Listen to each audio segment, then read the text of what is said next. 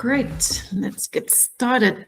Thank you for joining us. Today we're talking about community-based innovation. My name is Marloes Reining and I'll be your facilitator for today. And for this webinar, we have to thank SIAD again, South African Institute of Draftsmen, who have waived the validation fees for the CPD points and makes these webinars possible that we can have these all validated with CPD points for you guys. So let's start. The Regenerative Collaborative, who are we? We are a non-profit organization with a singular focus. We are all about reshaping the built environment to be truly regenerative. We champion the strategies, thinking, and practices that bring regenerative design and construction from concept to reality. Through collective action, we aim to inspire, educate, and raise awareness, grounding global regenerative ideas firmly in the South African context. Central to everything we do is shining a light on the local projects, the local people, and the local organizations already working towards our shared vision, which is a regenerative future. And then, you know, we do all these recordings and we upload them all onto YouTube, and we've really created this massive database of all these great topics and presentations and presenters. So please have a look back and relook at all the cool topics we've been featuring since 2021. And then while you're at it, follow us on our socials, Eventbrite, which is our registration platform. Just click a like. You don't have to sign up for the Eventbrite emailers, but like if you follow us on Eventbrite, you'll get like a notification whenever we post a new webinar. LinkedIn, we're quite active in letting you know when the next and what the next webinar is about, and then our YouTube channel. So if you can subscribe to any of these, that would be really amazing. And again, if you have some time left over, we're always looking for people to help us. So if you're really good at hauling in sponsorships, or you're really great with websites, please let us know. We would love to have you on our team. But today we're talking about community-based innovation. Quite a different topic from normally, but we'll bring it back to the built environment. So don't stress. We shall provide very relevant information. So first up today, we've got Richard STRETTON. Richard is an award-winning South African architect, furniture designer, and the founder of Cope Design, a multidisciplinary practice he established in Durban in 1993.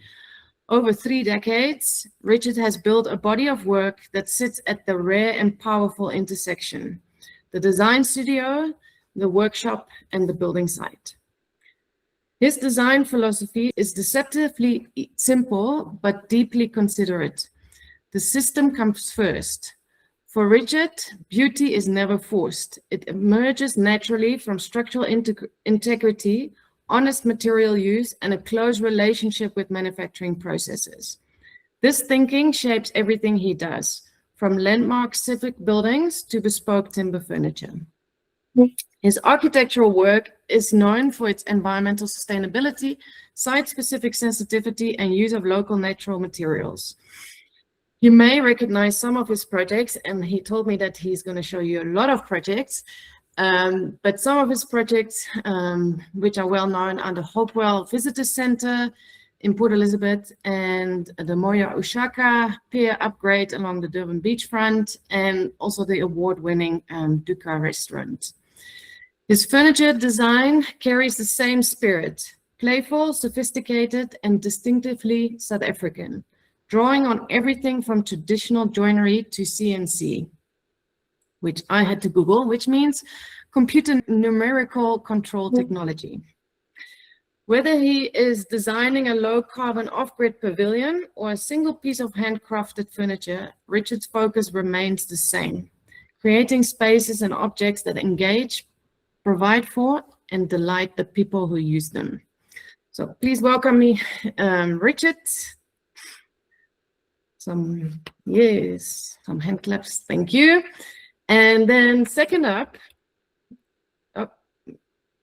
second speaker for today is PHIVO ARTEMIDES.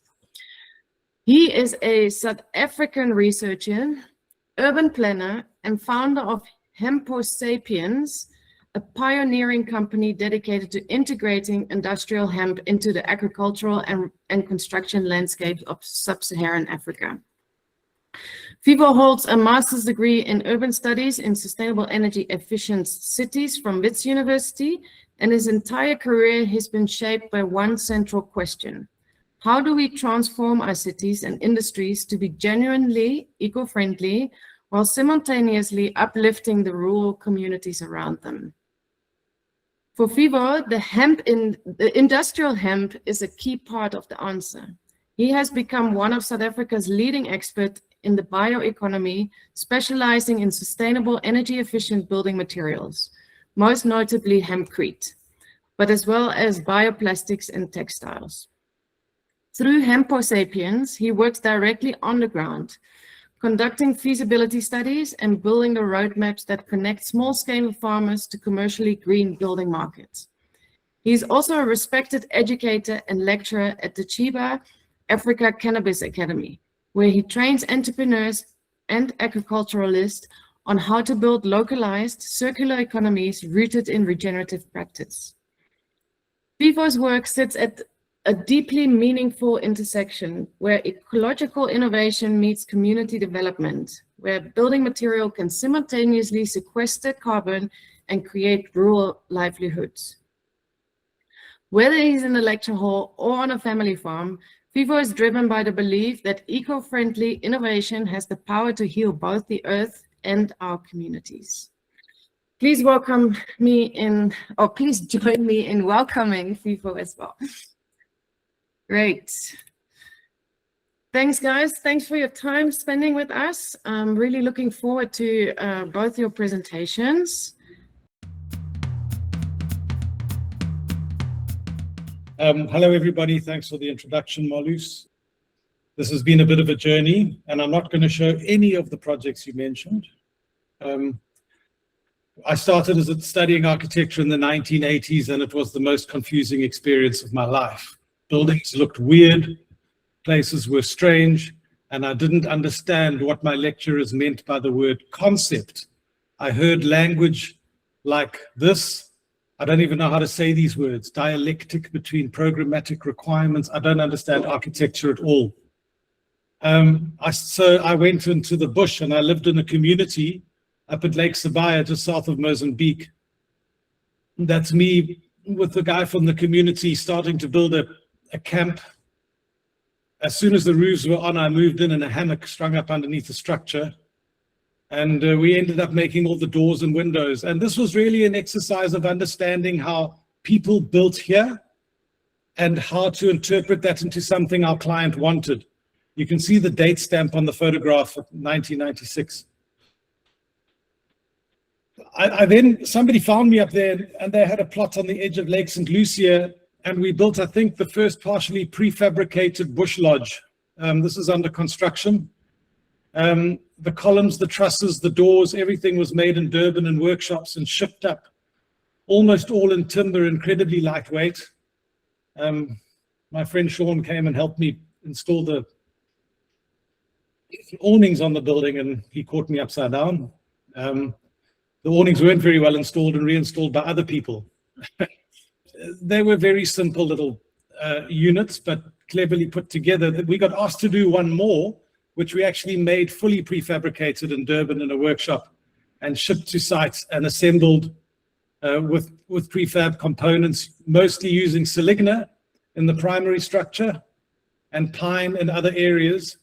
So this is a learning process for me. Whenever I see this picture, I see a little sag in the middle there, and I go, oh, why do you show this picture? But that's how it goes. We move forwards. We actually even built a river camp, a camp on the Bushman's River in the Drakensberg once, and ended up actually building it on rooted trees.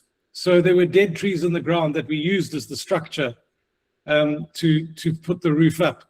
I think we were pioneers in Seligna furniture. Everybody told me I was crazy. I had a notion that you could use Seligna to build furniture We ended up with rural workshops making it. This table on the left ended up at the monastery at Sentekal. The one on the right, my friend bought in a pawn shop about 10 years ago. Obviously, the person who had bought it sold it or something like that. We built a project in the Drakensberg from scratch. We literally cut down trees, dried the timber in solar kilns, and developed a construction technology. These beams that you can see here were layered, 3 layers of timber bolted together with steel in between. I learned this year that that's called a flinch beam, reinforcing steel, timber with steel. So you can see the reinforcement of steel plates in the roof trusses, all bolted together. And here the flinch beams over the main central area, stepped with the steel plates in between and the zigzag bolts to add structural strength. The buildings, you know, never mind the technology, this handmade technology using wood cut down, we managed to achieve a reasonably high standard of architecture, which was quite unique.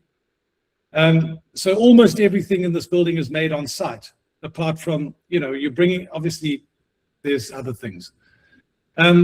The process involved developing a language of architecture which actually made a village. So you're creating an economy of repeated forms and repeated elements and repeated aspects, which build up an economy that is underpinning to the architecture that is made. These were my favorite buildings. They were some of the last we did. Brackets, connections, everything made on site. The engineers among us will know that that's too close to the edge. This was the first building we built on a little reservoir, interlocking connections, no brackets, clad. The concept was a central veranda with rooms on either side. The veranda went from front to back of the building. And that's the collection of buildings in the landscape. That won the first award for sustainable architecture ever given in South Africa because of its food security, environmental security, woodwork.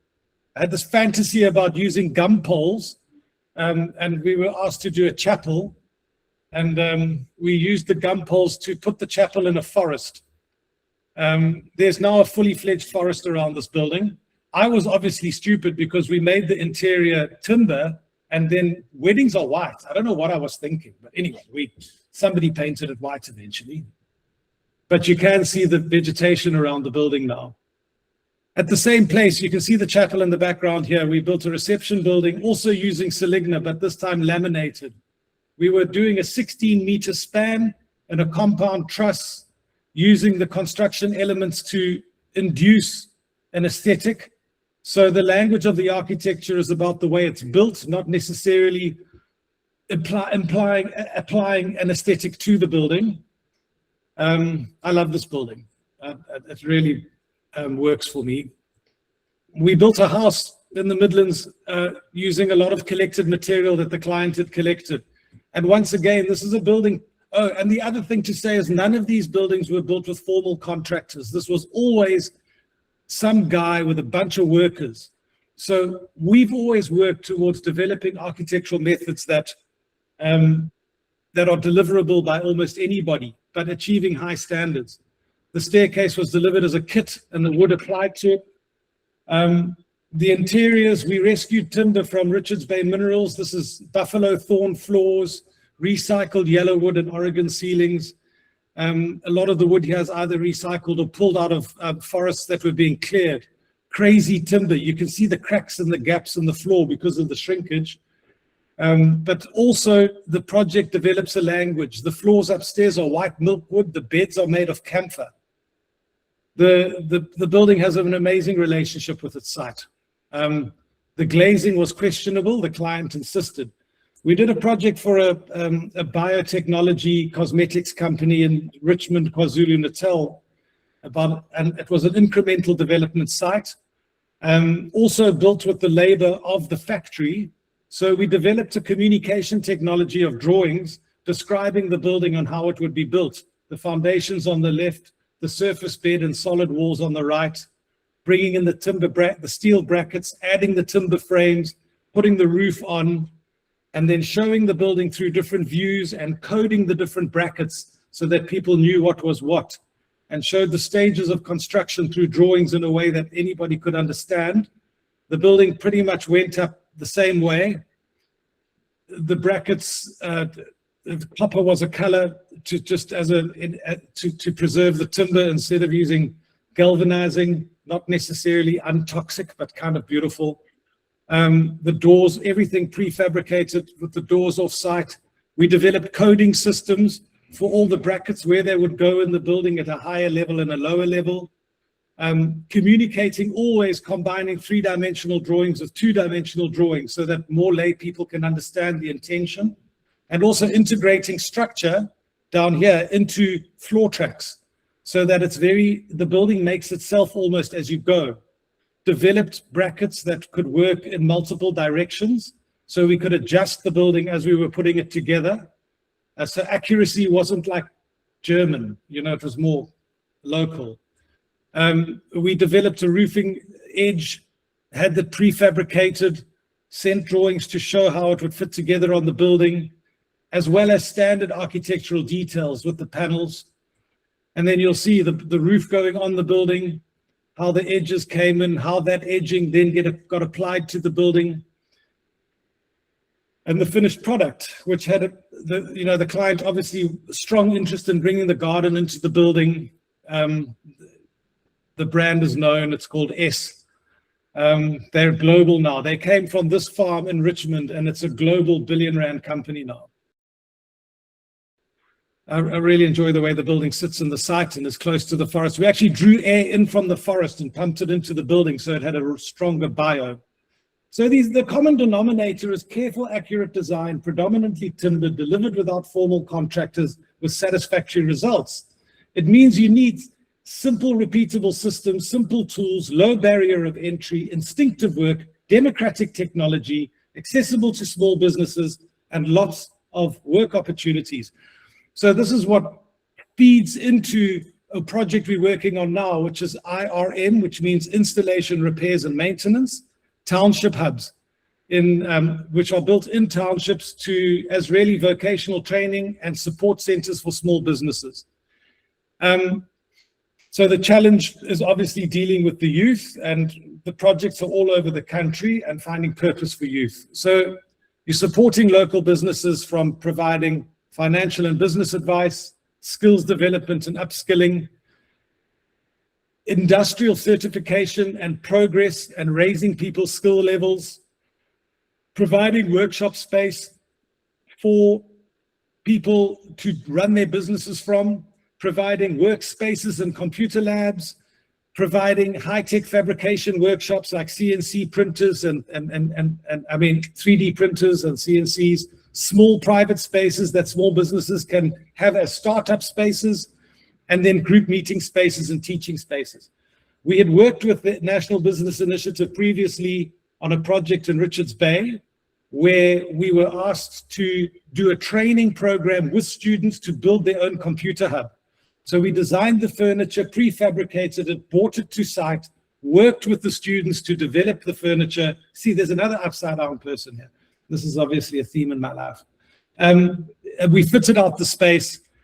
This was another one we did in Mandeni, both in northern KwaZulu-Natal, also furnished with prefabricated furniture, using the students and building the furniture to develop the project. This is us with the great leader of the NBI, Anthony, and the campus team, and Radia and myself. We've worked together now for 12 years and really developed a lot of the thinking and consciousness behind this work. So with these IRM hubs, we developed some principles, the first being that the TVET colleges on which they're based take over ownership and management of the hubs, that the hubs are positioned in the communities where they're needed. This is Mamelodi. That local SMMEs can build the buildings with us, so small businesses assist us. I think Marlus will tell you that this is the Living Building Challenge diagram, and I prefer that to any other diagram because it brings in people upliftment and health and improvement and regenerative thinking into the process of simple comments like net zero. And then the building is a teaching tool, so everything is shown in the building. You can teach somebody from example. So the response is the hub, which would be positioned here, has its own entrance from the community. You don't have to enter through the TVET college front door because that's an accessibility issue. People feel intimidated. That the building is predominantly constructed in timber, that passive design informs the building's form and shape, that human-centric design and connectivity is an incredibly important aspect of the building. So there's overlap. Steve Jobs talks about that in terms of how his business grows because different people in different departments incidentally encounter each other. So this connection between different functions of the building comes together. And then back to the basic principles. If the building's a teaching tool, then we're teaching everybody from the top professionals involved down to the basic labor. And I'm sorry I used a top-down statement there, that's wrong. That we teach in the process of building. So from the beginning, while we're building, we're teaching cohorts of students. We work with the Stellenbosch University with their timber training. We run courses. Other trades would be trained as well. And we speaking to another chap who works in concrete. And maybe PHIVO can help us at some point. And then exposing the services in the building, design the overall structure. That we had challenges with budget, and we worked out that if we could build the building out of planks instead of building the building out of engineered woods, it would become a lot cheaper. So it meant we had to make the building out of lots of small components working together as a network. So this is the building coming together, using the intelligence of people who have built in timber, and there are not a lot of them in this country. And this is the problem with experimental technology, is you're experimenting and you want your buildings to work. So you're also engineers, there are not so many good timber frame engineers, so that's a challenge to find, but that's where the training is so important. And then the SMME development. So one of the concepts of these hubs was to start them from day one. So through a training program before construction, we would build some small buildings, which could be site offices, but also represent a microcosm of the bigger picture of one of these hubs at the end of the day. So then the building gets built behind, and these are very conceptual images. It's developed further, but I don't have those images for you. So that stays relating to the street from the start, and then the building gets built behind. And then that remains as like a shopping mall at the front of the building. And I hope I've spoken for long enough, Marloes. I can bring up some other things if you want me to. I can show you some of those projects that I didn't. But that's me. That's me and my friend Siyabonga in the Nkolozi Game Reserve, where I go a lot. And we work together a lot, looking into the future. He calls the hippopotamuses here. So those are hippos in the distance. And he stands here on the water and he calls them, and they come all the way to these rocks and talk to you. It's very fun. Wow. Well, maybe I don't know, like you literally flew through all these all the slides. So sorry. No, it's fine. It's fine. I think it was, I mean, it's great to see all the work that you've been doing. You still have 10 minutes if you want to take us through the innovation centers, maybe a little slower. Of picking up on some of like the really important the connections with the community, the training, and like yeah, so, that would be great. So that's a super interesting part and super challenging. You know, when somebody poses a question to you, like, how are you going to do this? In 2013, we did a project for the Durban municipality where they came to us and said, if we were to build 2,000 buildings in Durban and maximize the impact on small businesses, what would you do? And we looked at tons of experimental forms of building, but actually where we settled was steel and timber, mainly because it was known technology that people were comfortable with. And secondly, because I really feel that timber is an incredibly democratic material. You don't need a lot of tools. And it's why I keep showing that image of this image here. We built a roof on a house in Constantia, which we prefabricated in a workshop, and 2 German carpenters came out and worked with me on it. And we literally turned a pile of planks into a roof in about a month, and these were the tools we used. So I'm such a timber fan, but really what it's about is trying to, and it's incredibly difficult, but what we're trying to do is use, if the construction industry is 1/3 of your GDP, and that's built environment infrastructure, and 1/3 of or nearly half your carbon, it's incredible how isolated. So like you go into a community and you build a project, that thing through a procurement process and a tendering process will almost always result in a bunch of people from outside of that community coming into that community. The buildings, when they, economically, it's like a UFO comes along and lands, and a bunch of aliens do some stuff. And I mean, we've got June 30th coming up, so it's a kind of like a tweaked version of that. So when people have no ownership of the buildings that they're looking at, or that then it's very easy not to have a sense of ownership. So it's really weird. Like for me in South Africa, we have a way that we procure building. We procure through a tender process. So the only people who can tender are the people who can afford to. So how do you break that tendering process down or deliver a building so that it can be made by as much as possible by the people in that place? And one of the conclusions we came to was, sorry, I'm going to go back really quickly. It's like this image of this building at S, okay? Like lots of people can make these things. These things are easy to make. Okay, so some guy with a welder and a jig and a bench can make these things, all right? They can weld them up. So you can get small businesses to make these things. So how do you procure a building? But because you always go to tender, you can't procure this way. We still haven't resolved it in the hubs, but it's a real challenge that we're facing. It's far easier to do things this way when you're in real control of the project, which means you've got a client and it's a small project. But when you're dealing with government and government funding, it's a far more problematic way of doing things. So I always kind of say that, like, the way we structured the economy in South Africa still does so much to deny access, and I'm not the only one who says this, hey, to the people who really need the work, because the tendering process requires you to be like skilled enough to tender. So what I really like about the IRM and hubs is that they are there to offer support for these businesses in the townships to actually start being able to tender, to start being able to get financial support.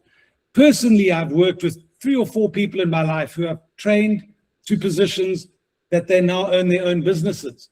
But even though they own their own businesses, they are still unable to access this kind of economy, like loaning money and stuff like that, because they're not financially compliant, or they don't have the registration qualifications.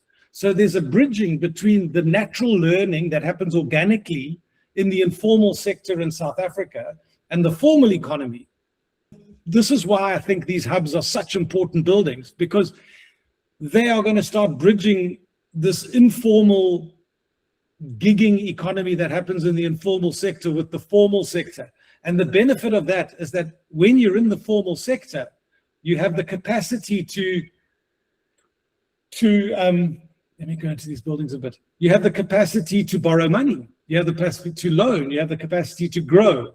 You can get involved. So one of the things about the beneficiaries of these hubs is that there's an implication that if you use this hub and you go and you benefit from it, then you must hire people who are also taught in this hub into your business. So if you're an SMME benefiting from the hub, then you must be absorbing labor, people who are training in the hub, into your business. And I really like that in terms of the way it works. I should, yeah. So that really is what holds the whole thing together. Great. Thank you. Thank you, Richard. Cool. I think there's so much, there is still a lot, and we can probably have you talk for another half an hour, but I think there's also going to be a lot of questions. And maybe we can, I saw some of the comments already, so please have a look at the chat box as well. But it's such an, these are the innovation hubs are such an important projects, and then the skills development of the guys with the timber. It's going to be, and I know there's a couple of timber engineers on the call as well, so they will definitely agree with you. Yeah. Okay. Thank you, Marlies. Thanks, Richard. Let's hand over to PHIVO.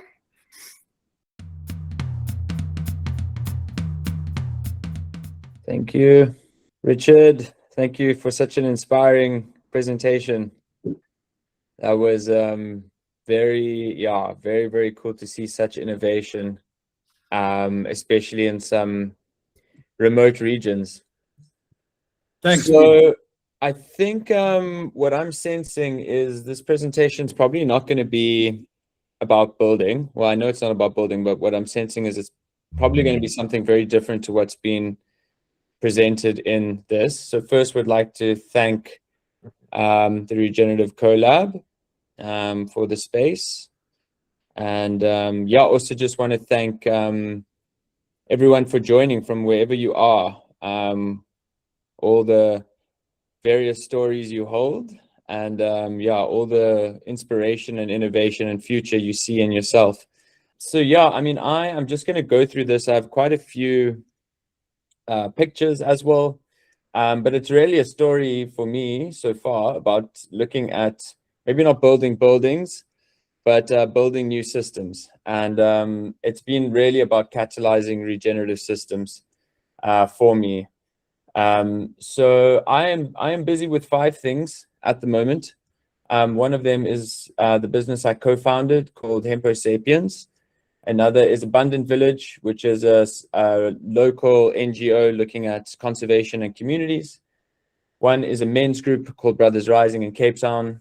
Another is Project Biome, which is catalyzing a bioregional accelerator and landscape partnerships in a bioregion. And another thing I'm busy with is within the South African organic sector, looking at an agroecology framework for 4 provinces called Heal the Planet. So that's what we're going to explore today, is these 5 paradigms of regeneration. So Hempo Sapiens kind of emerged, I guess my story emerged when I finished my master's on the viability of hemp agriculture to develop energy efficient materials whilst addressing agro-rural socio-economic opportunities in the Eastern Cape. Long title, what it means is I looked at the interface of locally grown hemp with small-scale low-tech products, and how that could support agrarian-based communities. So I see hemp as a catalytic crop for regenerative agri-ecosystems. So Hempo Sapiens, as well as we helps farmers find hemp, we really look at their whole land and their watershed as an ecosystem, their regional economic structure, what types of products would best serve them, what is their land, water, what other crops could grow, indigenous crops, indigenous trees, how do we create a healthy environment on the farm as well as keep it, productive and financially viable. These are the amount, like when I joined Chiba, I helped develop the NQF level 4 in cannabis and hemp and plant production, and lectured a bunch of students about industrial hemp and the Department of Agriculture, which was a bit of a bizarre one for me. And then held the Hempcrete building course in the Western Cape with AfriMat Hemp, as well as in Gauteng. So it's been a bit of a journey, starting off, when hemp was heavily, well, I guess it still is stigmatized with high THC cannabis, but really trying to destigmatize it through education. We built these very low-tech bricks that we used to build a little shed on campus.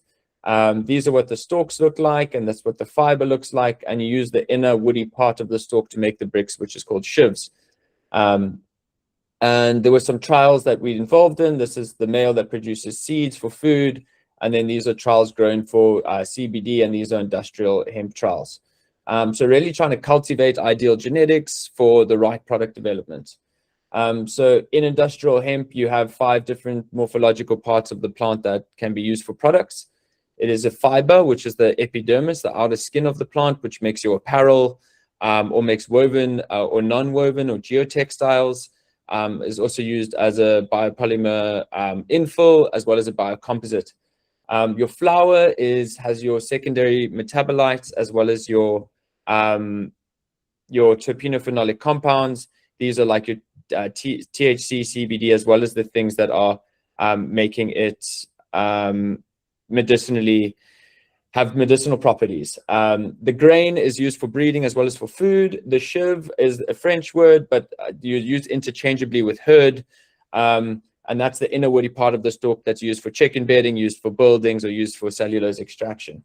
And then this biomass is using the whole plant. So the whole plant has multiple different product development opportunities. And we'll look a little bit further into hempcrete. But specifically just wanted to show that, the journey for me with this plant has been about understanding which regional markets serve best with which farmers, and what are the production capabilities and market demand signals that can validate a farmer putting risk with their land for an entire season to grow a crop that people commonly stigmatize as hemp, as high THC cannabis. So really it's starting in an industry that didn't really exist, and trying to find a way through regulations and permits and farmers and product developers and manufacturers has been nothing short of exciting, but very confusing from times. So in Hempo Sapiens, we scope the farmer's viability and readiness for hemp cultivation. Then we provide strategy and program development for successful cultivation and post-harvest practices. The post-harvest production of hemp is one of the most important things, as well as the genetics, is what you do once you process it. It's not like a tomato you just take off the tree and you can put it on the shelf. You have to do retting, which is a microbial interaction on the field where it stays in the field for a bit. Then we link the farmer with regional market demand and infrastructure, provide genetics, agronomic practice based on the bioregional analysis, and then look at implementation plans with them and help them monitor and evaluate. So we've taken 3 farms now from farm to product. And yeah, I think just in the journey of looking at it, really the art of it is small scale farmers. So South Africa's history around farming is obviously a tale of 2 agricultures that Wandile Seklobo wrote about, which is really about, these large scale monoculture farms that produce mass amounts of food, and then the historically marginalized, geographically, financially, and socially marginalized communities that have small-scale agriculture. So we're really trying to find a way to look at small-scale aggregation to serve regional markets. So this is a bit of what you get. You get your access to, after the scoping mechanism, you find out if you get a beginner, experienced, or guru-level farmer. So yeah, that's been a bit about discovering the farmers. And then this is a trial that we did for grain production for food, where we grew a local variety that we tried to multiply to look at genetic breeding, as well as how well it could be used for food fortification. And then these are just some of the products you can make. These are hemp hearts in the inner part of the seed. This is hemp oil, which is really good for food, as well as for paints and varnishes. And then this is apparel. So the Afrikaans word for shirt is hemp. So hemp has been around in our culture for a long time. And then also the Spanish sailors used the ropes and sails to travel around the world and used hemp. So the bricks have been produced in South Africa. There's a few companies making them, and we have used some of them in our design. So it's a bit about industrial hemp for now. We'll revisit it again. But the next system is Abundant Village. So Abundant Village is a local NGO where we really try to look at regenerative systems within communities, and we're working in Bushbuck Ridge, in Mpumalanga, right at the corner of Bushbuck Ridge, next to the Manyeleti Gate. The Manyeleti is the Greater Kruger National Park. So we're looking at circular design systems, biocultural stewardship, so really trying to find indigenous knowledge and trying to champion them, and use workshops as well as storytelling for intergenerational learning to kind of remember culture and old memory. And then looking at regen ag, using permaculture and syntropic designs and other types of food forest farming in the subtropical climate there in the low veld to look at agroecology. So bee production, black soldier flies, worm farms, as well as, you know, your indigenous foods. And then looking at bioresilient infrastructure. So what type of living infrastructure can we use that's part of indigenous knowledge? So storytelling time, even more stories. We have a wonderful team of interns that we've trained in the community that we work with, and they are now all part of our team. And they all have been working on the variety of projects that we have. We started in a small school in Bushbuck Ridge called Shinyaketi Primary School. Shinyaketi means pants down, so it's pretty funny. But yeah, we never had an intention to start at a school, but we somehow did. And we built some permaculture gardens and a mandala bed. These permaculture gardens grow food for the after-school program that we started, which gives a second meal to the kids. And this is also used now to trade with some of the community members and serves as a kind of nice economic function for the school to afford more school supplies and also help with nutritious goods. So we also helped increase some more nutrient-dense foods. There's a big thrust around the world for food security, but no one talks about nutrient security. So we really looked at this as a nutrient building program. Grew our beetroots, we had our banana coming down from the water, and then this was packaged and sold to a surrounding game reserve, which was really exciting for us. And you'll see the building they're standing here is the first hempcrete building in Mpumalanga, where we built a hempcrete kitchen. And yeah, this was our first successful trade to Tinswalo as a community member, where we sold aubergines or brinjals, whatever they're called, eggplants. And yeah, this was a very successful trade for the community to show that locally grown foods can trade with big conservation groups. So we were really excited to build that type of program. And then we started a program called Titi Raleni, which means work for us, and that's what the ladies came up with. And it was all around indigenous foods and local foods in backyard gardens that works on household food security, as well as grouping the production scheduling of the 15 households involved now to have sequential growing methods so that you could fit the procurement and order of the resorts around you. So a really cool program that we've been running, and we're going to start working further into it. And that's just started in May. So very alive. We planted and built a medicinal garden in the background. This is the team of Abundant Village and some of our guests. And we used indigenous herbs and medicinal herbs to start reintroduce actually the old medicine that was previously used in the communities, as well as aromatic herbs and herbs used for gut microbiome. A lot of the kids have sometimes come to school with tummy sores, and using things like Artemisia, which is African wormwood, and other indigenous herbs like wild garlic, you can help address that. There's a beehive on the school, so aloes are really good for bee stings. So slowly but surely just integrating it in that way, and then looking at the building in the background, which we'll get to. So we did a chicken coop design where we built a chicken coop in the school, and this helps with egg production for extra protein for the kids. And we basically co-created this with the school interns and really looked at a local stewardship model where we could come together, design it, and be able to work with local producers to bring a new model into the community. And this was built on the school, and this now all the entire community of Thorndale are looking at, building this in their backyard or grouping together and building something like this. And through that, you get high egg production. And that stimulates also where are we sourcing the input from the farmers around. So you're not using GMO'd maize or, your pesticide-ridden sunflowers or maize. So that's a part of that. Then we looked at some hempcrete and rammed earth. And this was really exciting, where we built a hempcrete kitchen in Bushbuck Ridge in the school. And this is, I think, we believe, we haven't been said otherwise, but the first hempcrete structure in Mpumalanga.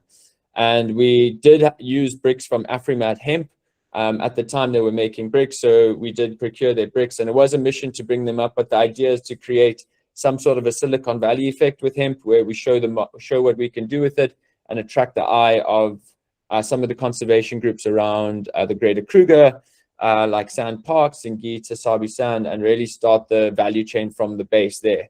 So we're a bit of reverse engineering the demand of it, showing what it can build, and then stimulating it backwards to allow for adequate sequencing.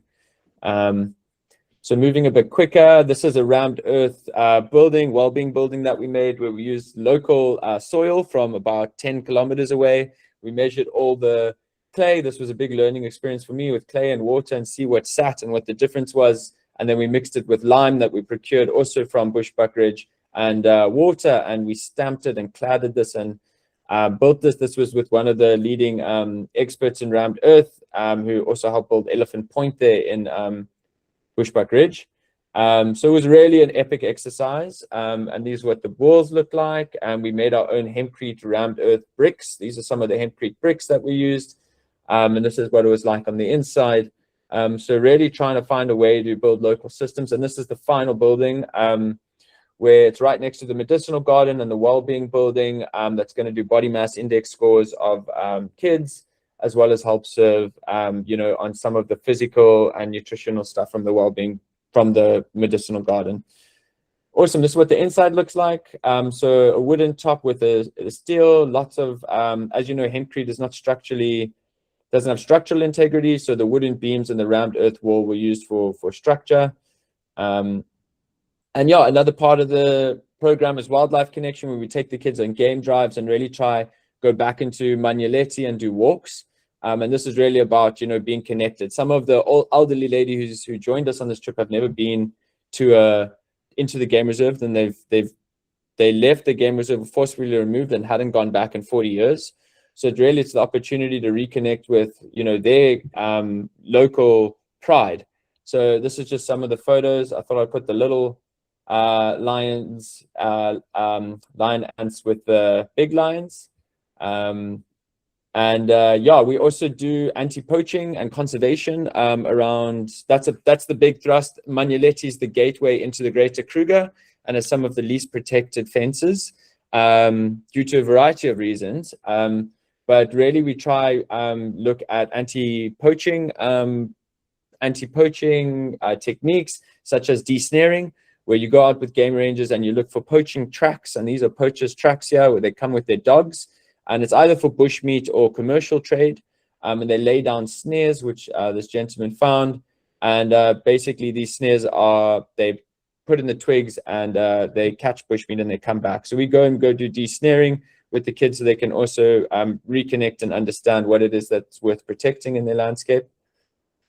This is a anti-poaching, anti-canine experience as well that we have for an immersion. And then this is some of the cultural celebrations that we do. We're in the Shangan culture. So we really look at celebrating some of the local memory that's there, such as hosting something called Dream Lab. Dream Labs to really help the kids feel inspired about what to dream about. And now that they have a second meal, their bellies are full, so they can think further into the future and not just be hungry. And really, it's about, you know, imagining what it is that you want to achieve, and using art and music and play to reimagine a brighter future. And yeah, really anchoring ourselves in some of the practices. I don't know if anyone here has Shangan, and we do Umchongolo. So really being centered in place and trying to find connection. And this is the mural we painted that was painted with some of the local artists to really help the kids learn, you know, in a different way. And this is the labyrinth that was designed and created, and the kids use it for socially. You know, it's designed to walk through and be meditative. When we built it, the kids just ran across it and went all over, and that's what it should be, just a place to, you know, enjoy and celebrate, and in some ways, you know, practice the mindfulness it's intended to. Some of our interns on our cultural celebration day, and this gave rise to a really interesting thing called the Tingaleni, which is really about co-creating a biocultural hub. That is a place of resilience, remembrance, and creativity in alignment with nature. And this came out of our boot camp. Our boot camp formed when we trained our interns, and the local Nduna came. Obviously, we forged a great relationship with him and joined us. And as he was walking through the bushes, seeing our campsite, he was like, "A Tingaleni." And we were like, "What does a Tingaleni mean?" And it means the place of the lion. Because before, when the fences were down and they were living there, there used to be the lions in the bushes there that used to come for their cattle. So that's where our boot camp was, and that's what gave rise to the name Atingaleni. And really, it's been about forging partnerships and finding a way to co-create something that's for the community. So we're looking at a mud hut, a traditional Shangaan mud hut, that this gentleman in the middle, Uncle Benny, and then Duna on the right, and Duna Matibula, some of the last people in the community who remember how to make a mud hut in the local way. So yeah, just bringing that knowledge from the past into the present, and bringing the youth there. And this is where we're going to have the after school program and use it for storytelling and use it for nighttime theater about ecology, and where we're going to have meetings. And we have a multi-stakeholder kind of transdisciplinary approach towards education and towards creativity and crafts and making things. So this has been a joyful experience. So using local thatch from around and all the local twigs from around, and they use termite clay. Termite clay they use for the mud because the termites won't go back. They release the saliva, and termite resistant sticks and hardwood. So yeah, it's been an interesting experience. And then the ladies work on the mud. So really they've been plastering the mud and doing that. So we have a bunch of rammed earth hempcrete bricks and remaining shiv. And on some of the farms I'm working on, we have that shiv. So we're going to come in and mix clay and shiv or herd, and co-design these kind of biomimicry structures, looking at indigenous things like the termite mound or the marula leaf or the marula tree, and find ways to even use different nursery designs like the Wallapini design, where you go like subterrestrially. So it's really been a creative exercise and continues to be a real cornerstone of our project. And then another thing was with the traditional weaving and craftsman. This is a this is a hemp fiber, locally grown hemp fiber from a partner of ours, where they are making local products for the resorts around. So looking at natural dyes as well, like turmeric and beetroot and carrots and all the offcuts, you dye that with vinegar, and that creates that sustainable leather looking approach and sustainable dye. So this is the Gingirikani group of women weavers.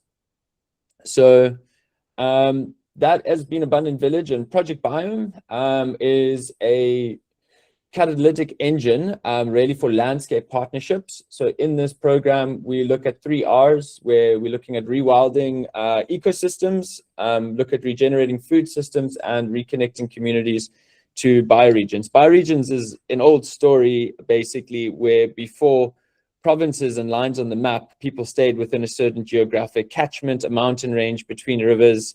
And that is, where local foods were, where local soils were, where local animals were, plants, medicines.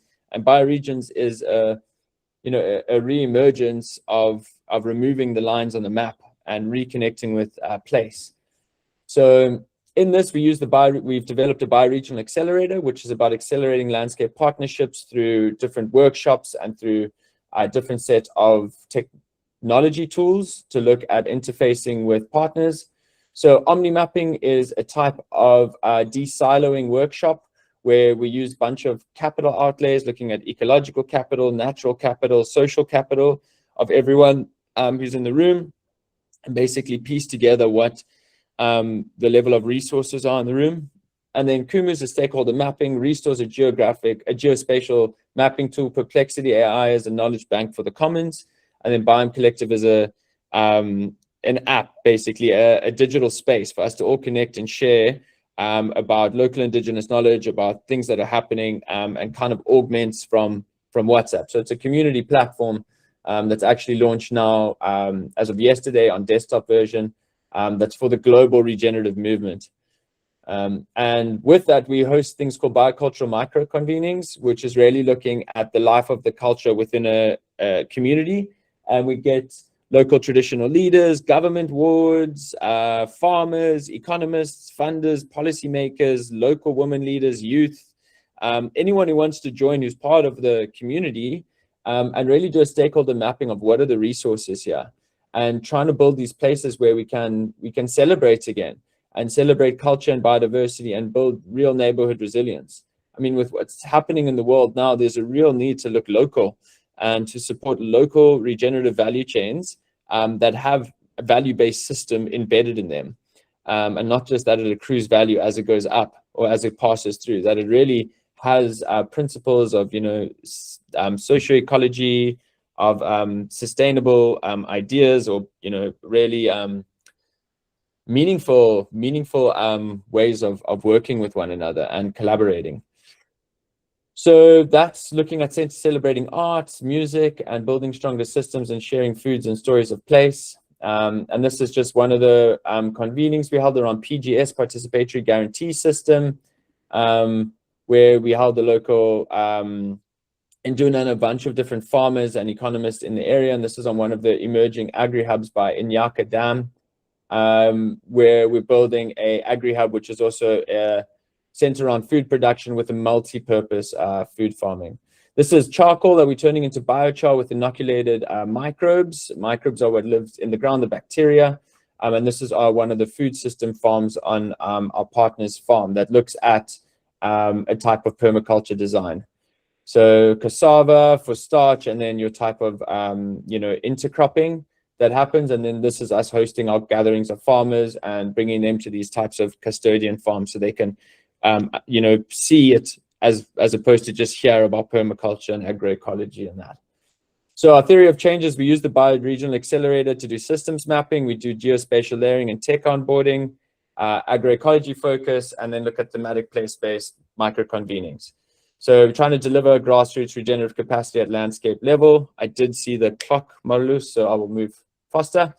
Heal the Planet is the program in Soweto, where we're catalyzing agroecology-led food system transformation in Southern Africa. And this is through integrating farmer-led solutions and through looking at biodiversity, as well as decentralized food systems. So the way that we do this is through agri-hubs and eco-hubs. I'll let you read the rest. But agri-hubs, eco-hubs, the catalyst for acceleration is technology, looking at monitoring and evaluation, looking at different supply chain linkages, biochar as a catalyst to do a waste to commercial product, and then hemp, looking at carbon sequestration, looking at bioremediation and unique product development for food, for fiber, or for building materials. And then we look at empowering the youth, such as integrating them with IKS through training of agroecology, and then looking at the bioregional accelerator to map these multi-portfolio's. So, and then the men's group, which is the last thing that we're busy with, which is really regeneration of healthy, the healthy masculine. The masculine is the one that put up the fences and drew the lines on the map, so separated us from nature. So how do we reinvite safety within the man to reconnect with his inner nature, to take down the fences and remove the lines, and really fall back into our full humanity? So this is a group we hold in Cape Town and now shifting around the country. And it's really just about bringing awareness to emotional well-being and safety within men through community gatherings, immersive workshops, retreats, and different coaching and private coaching. So this is the regenerative systems and regenerative building I'm busy with at the moment. And yeah, very grateful to have this space. Thank you very much, everyone. Awesome. Thank you. Yeah, both of you have so much to share. Like, you could, I need to re-invite you guys to do this like slowly. Too much information. Wow. Well done, guys. Any questions from the floor? I'm just quickly going to unmute you all.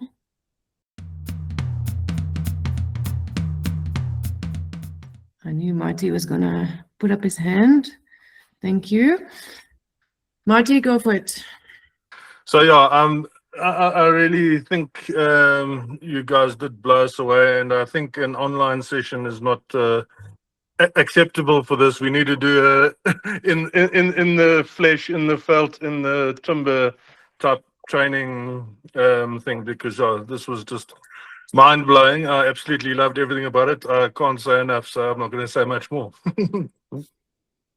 Thank you. I just wanted to ask a question about the abandoned village. How did that start? Where did it originate from? And who are like sort of the main drivers behind the project? Yes, so thank you for the question. Yeah, Abundant Village emerged, the co-founder, her name's Brianna Evigan. She actually comes from Hollywood. She was one of the lead co-actresses in Step Up 2, the dance movie. I don't know if anyone remembers that. And she left Hollywood because she was disgruntled heavily by the amount of budget that's used in the film industry. So her idea was to come and actually make documentaries about conservation. And when she arrived in South Africa, she realized that she wanted to actually be in conservation.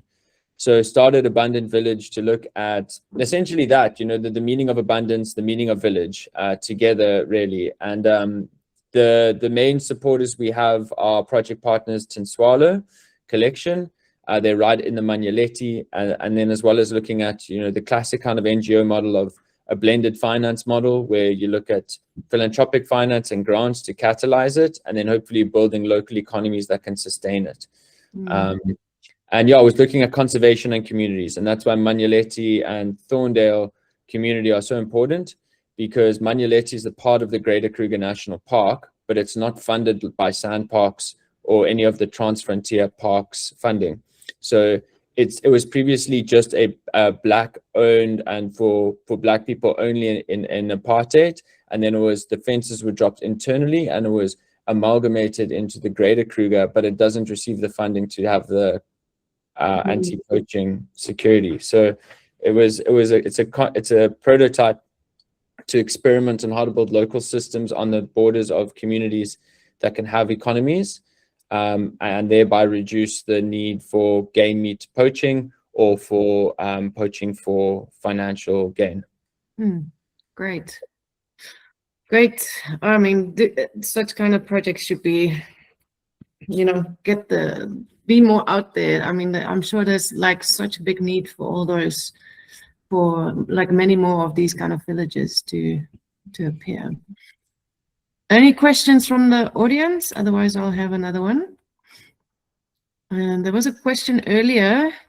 Chilitsi, you had your hand up earlier. Thank you so much, Melus. There you go. Yes, thank you so much. Amazing presentation. My question is mainly to the first presenter. In terms of, I've specialized into facilities management and building maintenance, and looking at how unique those structures are.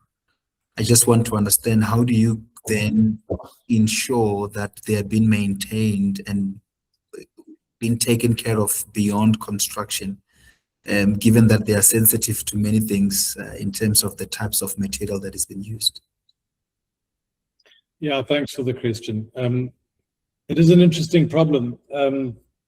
And one of the underpinning sort of principles of the way we try to design is around logic. So when we were doing the work with the city of Durban, and that project was called Vuguzake, it went nowhere, sadly. Well, I mean, apart from, you know, we've managed to take that thinking forward in our practice and apply it to work that we do, but was about logic, repeatability, and predictability. So it's very nice when you can do a building like the way we design in the college hubs is that we externalize all the services. So the plumbing and the electrics and the fittings and the services and the air conditioning ducting and all those things will be exposed and very easily accessed. So not only are they accessible so people can look at them to learn from them, but also be able to repair them. When we were looking at projects for the city of Durban, we wanted to have a way of standardizing where services ran in buildings so people would know where they were when they came to fix them. So there's something I'm very interested in called experience design. And experience design is something that's used in IT a lot. For me, for us, in the way we work, it's more about a notion that what is the experience of everybody involved? So are you designing the building so it's easy for somebody to make? Are you designing the building that it's legible when you're walking around it so you don't get lost? And that the environment is not intimidating? Are you designing the building that the person who comes to repair it doesn't look stupid because they don't know where anything is? All of these things are really important, like factors in the way you think about how you approach design for us. You know, I'm kind of a hands-on kind of person, and I find it deeply frustrating when you can't work out where plumbing might be in a building because it's following a sort of strange place. So what we were so in these buildings, how we work very often is we have a very strict logic about the way where wiring runs, where services run, and you make it quite obvious in the way the building is put together. So the facilities management and maintenance goes hand in hand with that. But, you know, we're building buildings, we're not very experimental, actually. We're building buildings through known technologies and known methodologies. It's just that they're not common methodologies in South Africa. So, you know, 70% of homes in the world are made out of timber. There's ways that it happens. It's just that in South Africa, I think that there was a lobbying of building regulations that forced us down the road of brick and concrete. Mm-hmm. And that was a lobbying thing that happened on a political, economic level 120 years ago. And so it's written into our legislation. And you know, there's so many things. I mean, there's so many things in our legislation which haven't been able to flex into the current socio-economic situation that we find ourselves in. So I'm glad you raised it, because it is a very important factor about the way we design, that buildings are done logically, and we're always thinking about the person who goes in there 5 years later and goes, wow, I've got to fix something. Where is it? How does that work? And yeah, so standardization of where you put things in a building really helps with the understandability of buildings. I just wanted to add something else. PHIVO, the scope and scale of what you're doing is incredible. And what really impresses me about it is I view the world in a complex way. There's constant ramifications and cause and effect on the decisions you make and the things that you do.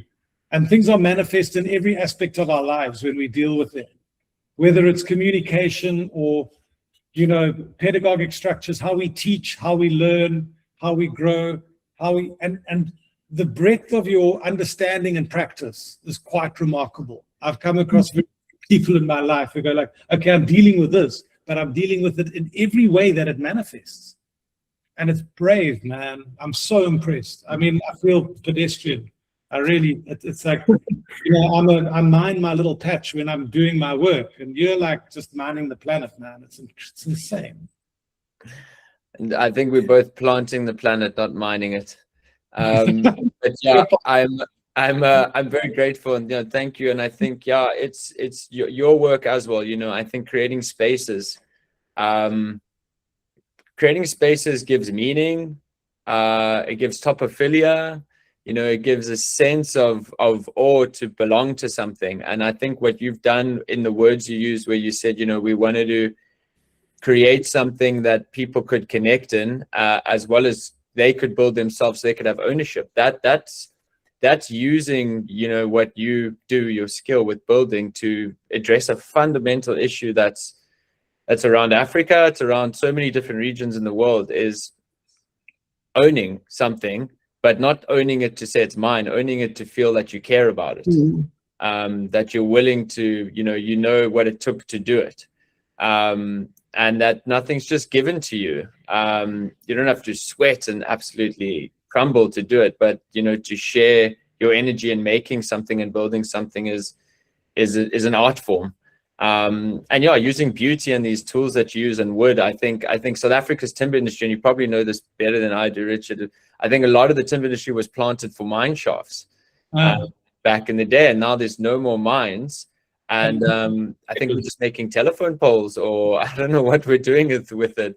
And there's over 400,000 hectares of timber plantations in South Africa, and they're all along the mist belt, which was indigenous forest. So we've eradicated ecosystems to plant monoculture, phantom forests. But where does it go? Do we keep planting? Yeah, I don't know if you've cast your eye into the origins of the timber industry and some of the stuff that's happened there.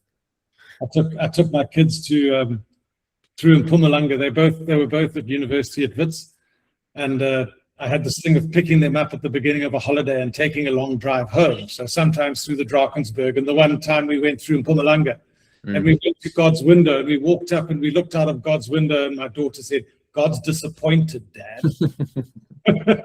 because the view is plantations. Yeah, plantations and going in a plantation is not a forest. Mm. And it's a phenomenal aspect, and yet it's such an, I spoke at the SAFCOL conference, the South African Forestry Coalition, or whatever they're called, about 10, 15 years ago, and it's just this, rural economics are so important, and there's this view, like the sort of conventional, I don't know, liberal capitalist, neoliberal capitalist view of the world kind of goes, well, if you can't solve it with a corporate solution, economics don't exist. And I love economics because I think they're a measure of what we do, and you're dealing, I mean, I see you operating very economically, like you think like an economist, or your work is like an economist, and these things have such an interesting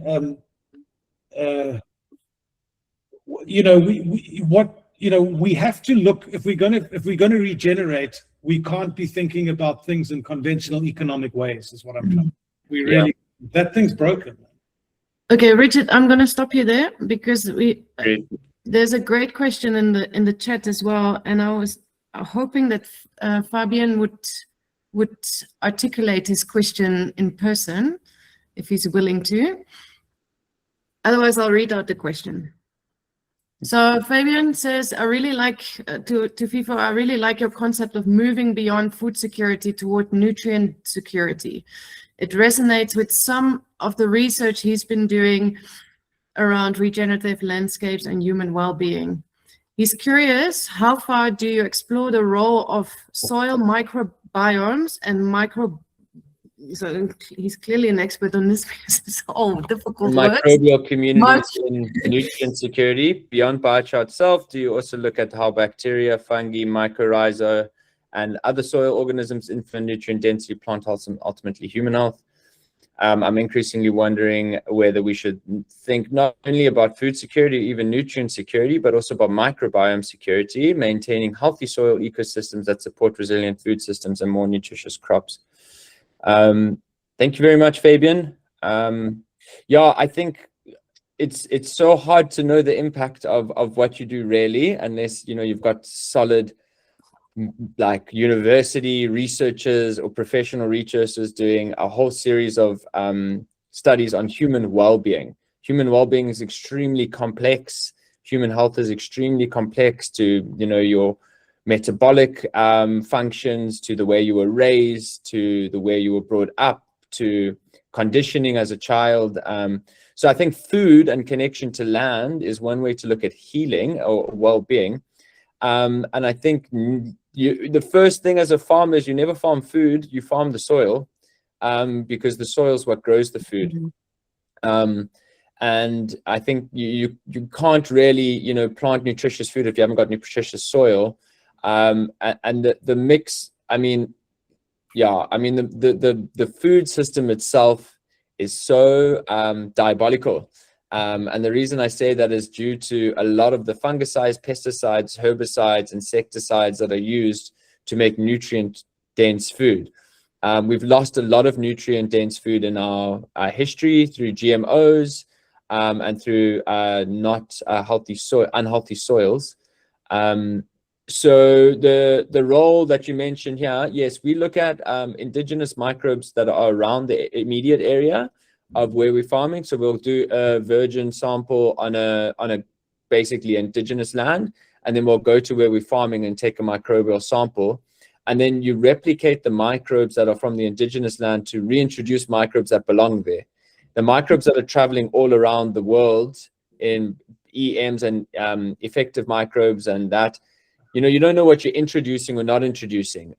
There's a whole indigenous, endemic, native ecosystem. People talk about indigeneity a lot, but being endemic is like having something that belongs there.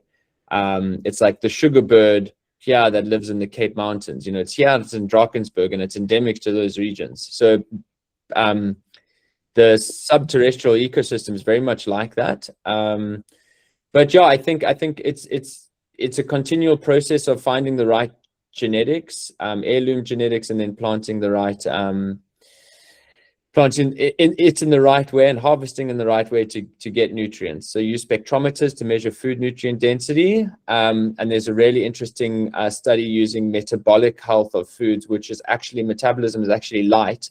So you look at the light intensity of the food that, because everything is kind of light form anyway in wavelength. So you look at the light intensity of the food to measure nutrients. But yeah, I think the big thing you're raising here is about, looking at soil as an ecosystem. And how do we support ecosystems above ground by first looking beneath ground? And yeah, I advocate highly for that type of thinking. Great. Okay. Thank you. Richard, do you want to add to that? I mean, it was fascinating watching my friend who built that company S with his microbial. He was the first person in the world to release a microbial skincare. Wow. The L'Oreal were trying to do a global patent, but they could only get a patent in France. And he managed to release this product before they released. So this is out of some rural town in KwaZulu-Natal. And the stuff really works. I mean, but he was actually the whole thing was keeping these microbes alive and skin creams so that they could travel and deal with transportation and all this kind of stuff. And he actually started evolving, doing rapid evolution on microbes. So he would cultivate 10 million microbes, and then he'd raise the temperature 0.5 degree, and he would take the last 0.3% of microbes that were still alive at 1 degree higher, and then he would repropagate that entire lot again. And he was doing this accelerated evolution. So he managed to selectively breed his microbes to where they were more stable and more resilient to temperature change and variety and conditional exposures. But I mean, you're building a business and you've got to send this live product to America to a lab to analyze it to see that the bugs are still alive in there, But it's fascinating. I mean, people have developed microbial disinfectants. So you flood the environment with healthy microbes and you outcompete the pathogens. And this is the thing. I mean, our soil is it's fascinating. There's maize that's developed to only survive if you put a certain pesticide on it. The whole Monsanto ecology. Yes. Is around pesticides, chemicals, seeds that all work together to hey, they're going to live. You're going to grow lots of maize, but the nutrient. I mean, I'm very sad we don't have more markets in this country for people to sell food products, and that people are dependent on YT Beson and Ackerman for their food, and Unilever and Tiger Brands, and this, we're really stunted with access to good food. And that I went to Eastern Europe a lot in the 2010 to 2016, and there's a lot of markets and there's a lot of heirloom vegetables that are accessible to the average person, and these are poor countries, and we haven't done enough to build that aspect of the market up. I'm a big fan of Wandile Sihlobo, actually. I read a lot of what he writes. I dig it. Thank you both. I have to cut you short there because we're running out of time. So I'm just going to wrap up. It is 5:30, and I do want you all to come back next month again. So Next month, we're talking about regenerative public space. We've got professors from the University of Pretoria who have been working on a project in Tshwane. So join us for that. And in August, we're talking about reforestation, from reforestation to urban rewilding. So that's also going to be a nice one. And a special thanks to Sayat again for being such a supportive CPD validator of our webinars. We really appreciate their support in making these webinars a reality. And then I'm just going to say a huge thank you. I think we certainly didn't have enough time to do justice to all the content you guys were presenting. Definitely we'll ask you back in another webinar maybe next year to focus maybe on one aspect of all the aspects that you were talking about. Thank you, Richard. Thank you, PHIVO, for being with us and sharing your knowledge and spreading the word, and just keep on going with the amazing projects you both are doing. It is really amazing work. Thank you very much, Molly. Thank you very much. Thank you, everyone. Have a wonderful rest of your evening. Yeah, thank you. And with that, have a regenerative evening and see you again next month.